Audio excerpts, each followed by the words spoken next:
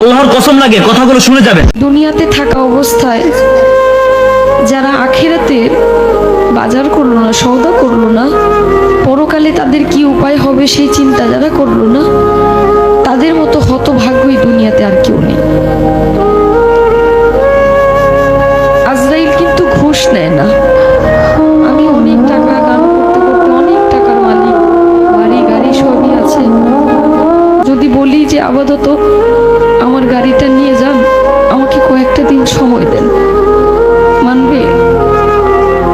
কারো কথা মানবে? মানবে না।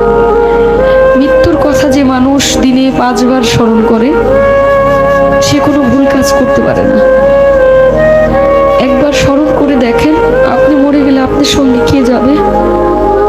আপনি মরে যাওয়ার সঙ্গে সঙ্গে সকল কিছু ভাগাভাগি হয়ে যাবে। আপনি মরার সঙ্গে সঙ্গে আপনার ব্যাংকে কি আছে সেটা নিয়ে আপনার সন্তান, আত্মীয় স্বজন সবাই একটা হইচই লাগাই দিবে, কিন্তু আপনি যে কোথায় যাবেন সেই চিন্তাটা কেউ করবে না। মৃত্যুর কথা যখন স্মরণ হয়, নিজের কাছে খুব অপরাধী মনে হয় যে আজরাইলের সামনে কি জবাব দেব, কি বলবো সেদিন, কি বলার আছে আমার। কিন্তু মালিকের কাছে একটাই চাওয়া, আমার নবী করিম সাল্লাল্লাহু আলাইহি ওয়াসাল্লামের কালেমা যেন আমার এই জবানে জারি হয়, আমি যেন মৃত্যুর সময় বলতে পারি কালেমায়ে তাইয়্যিব লা ইলাহা ইল্লাল্লাহু মুহাম্মাদুর রাসূলুল্লাহ সাল্লাল্লাহু